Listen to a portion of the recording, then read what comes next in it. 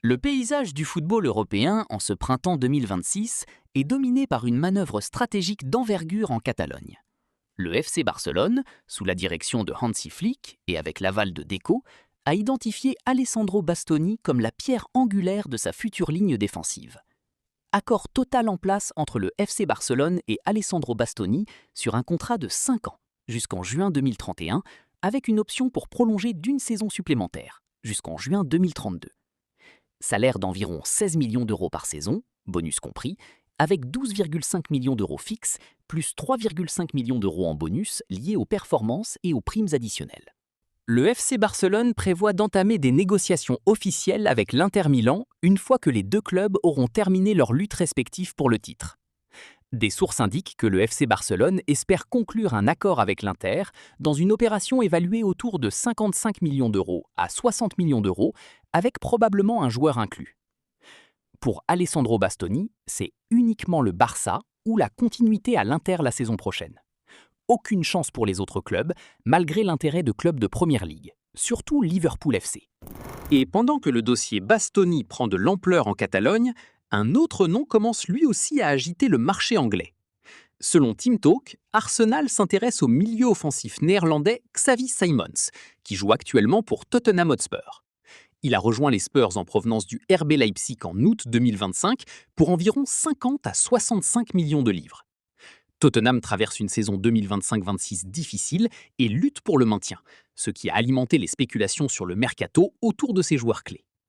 Des clubs comme Arsenal, le Bayern Munich et le PSG surveillent Simons, avec une valorisation d'environ 50 millions d'euros plus. Et justement, en Première Ligue, Chelsea ne compte pas rester spectateur très longtemps dans cette bataille. Chelsea est entré dans la course pour Anthony Gordon, avec un grand bouleversement estival prévu. Les Blues envisagent de tirer un profit d'Alejandro Garnacho, après un retour décevant, l'ailier n'ayant pas convaincu la hiérarchie, selon Team Talk. Gordon est désormais une cible prioritaire, Newcastle devant exiger une somme énorme face à l'intérêt grandissant de la Première Ligue et de l'Europe. Dans un tout autre registre, Arsenal garde aussi un œil attentif sur un autre dossier très suivi du côté de l'Espagne. William Saliba s'est imposé comme l'un des meilleurs défenseurs au monde sous les ordres de Mikel Arteta à Arsenal. Son ascension fulgurante a attiré les plus grandes puissances financières du football.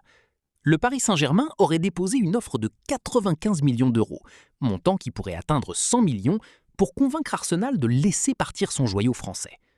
Pour le PSG, l'acquisition de Saliba n'est pas seulement un choix sportif, mais un acte politique, visant à rapatrier les meilleurs talents nationaux au Parc des Princes. Et comme si cela ne suffisait pas, les Gunners continuent aussi d'explorer d'autres pistes pour renforcer leur effectif. Arsenal étudie une piste menant à Arda Güler avant le mercato estival. Les Gunners sont attirés par une formule de prêt avec option d'achat, sur le modèle du dossier Martin Ødegaard, et ont déjà effectué des premières prises d'informations. Le Real Madrid ne cherche pas activement à le vendre, mais son temps de jeu limité a attiré plusieurs clubs de Première Ligue. Arsenal voit Güler comme une opportunité potentielle à la Ødegaard, s'il bénéficie d'un temps de jeu régulier, cité par Cote Offside.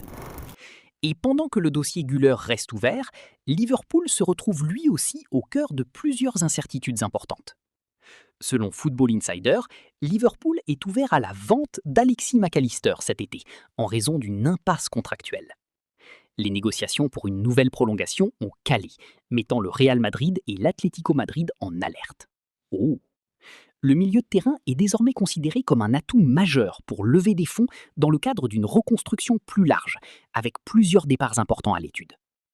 McAllister pourrait faire partie des nombreux joueurs poussés vers la sortie lors d'un possible grand ménage à Anfield cet été.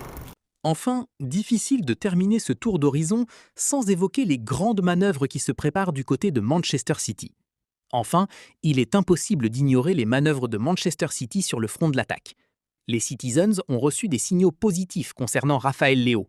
L'ailier portugais de l'AC Milan a refusé de prolonger son contrat au-delà de 2024, mettant le club italien dans l'obligation de le vendre cet été pour éviter un départ gratuit. Milan exige le montant de la clause libératoire de 150 millions d'euros, une somme que City, Chelsea et le Real Madrid étudient.